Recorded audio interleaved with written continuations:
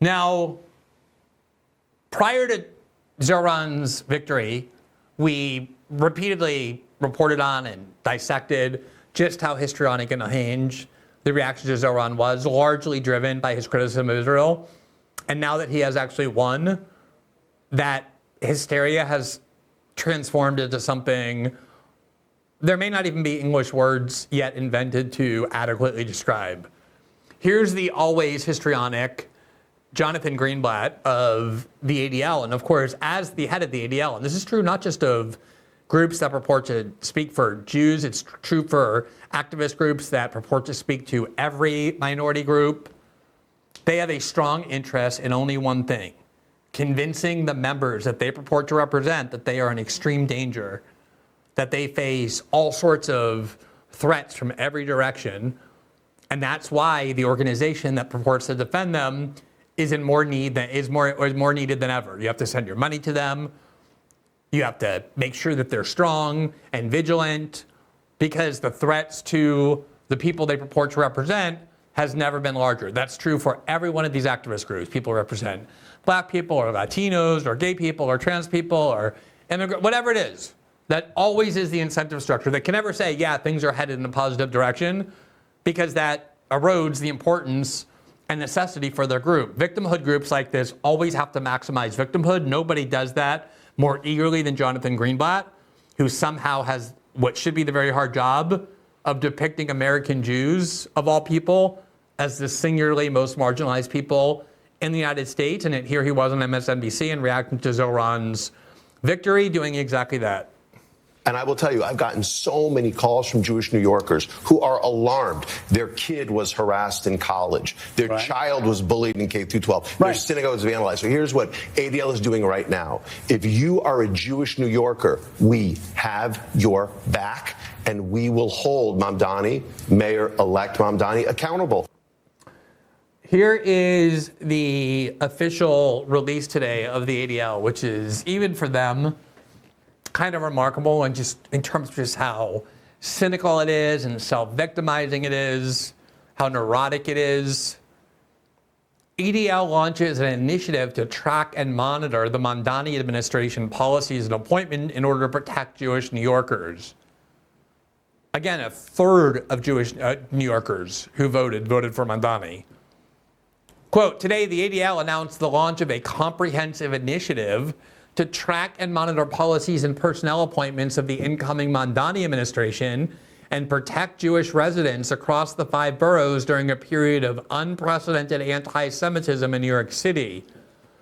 Quote, Mayor-elect Mamdani has promoted anti-Semitic narratives associated with individuals who have a history of anti-Semitism and demonstrated intense animosity towards the Jewish state that is counter to the views of the overwhelming majority of New Yorkers. All right.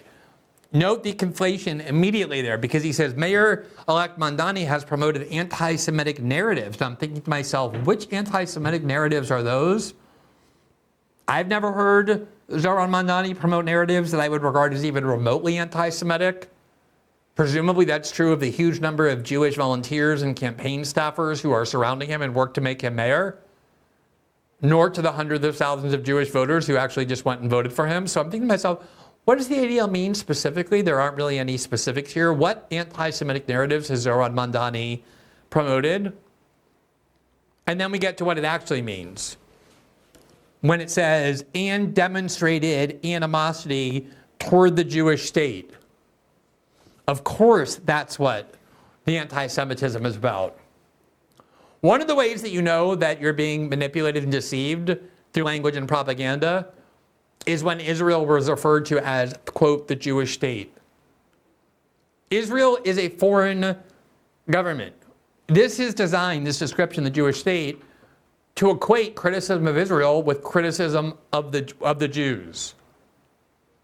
It would be like if you criticize Saudi Arabia, which people do all the time. Saudi Arabia is a Muslim state. And if you described it that way, it would make it seem like if you criticize Saudi Arabia, you are being Islamophobic. And everyone understands that's a joke. Of course you can criticize the Saudi government without being Islamophobic. Plenty of Muslims criticize the Saudi government. No one would ever remotely believe that criticizing the Saudi government is tantamount to criticizing Muslims in general or being anti-Muslim. And I guess if you wanted to try and equate those things, you would describe Saudi Arabia not as Saudi Arabia or the Saudi Arabian regime, but as the Muslim state. That, of course, is what is meant by anti-Semitism in the hands of the ADL, and increasingly people who just wield that term as a way of suppressing debate and trying to destroy the reputations of people like Zeron who are critical of Israel. It goes on. We are deeply concerned that those individuals and principles will influence his administration at a time when we are tracking a brazen surge of harassment, vandalism, and violence toward Jewish residents and institutions in recent years, said Jonathan Greenblatt, ADL CEO. ADL will launch a public-facing tracking monitor, policies, appointments, and actions by the Mamdani administration that impact Jewish community safety and security, drawing from tip line reports such as enhanced ADL research capabilities. The Mamdani monitor will provide transparency around City Hall decisions affecting Jewish New Yorkers, including education policy, budget priorities, and security measures. So this is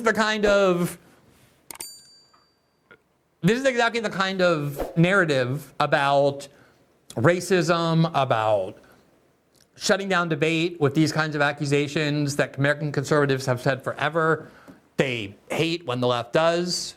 I've supported that grievance, that critique, and yet this has become overwhelmingly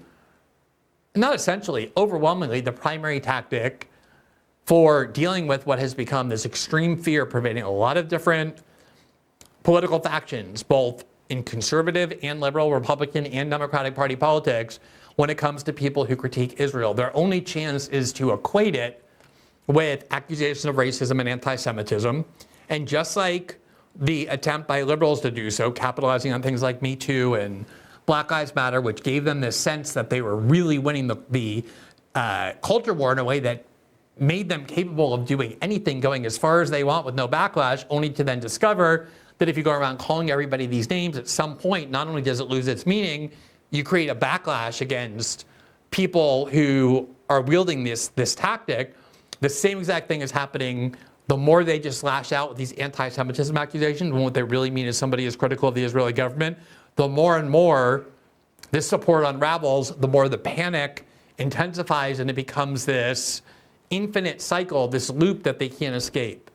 Lots of things have been contributing to this, polling data, the abandonment of Israel by young Americans, certainly the election of Zeron Mamdani, and I think the reaction to his election will ultimately prove more important than what he's able to do as mayor itself.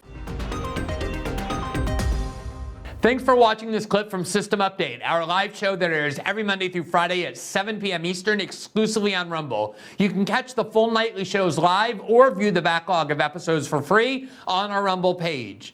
You can also find full episodes the morning after they air across all major podcasting platforms, including Spotify and Apple. All the information you need is linked below. We hope to see you there.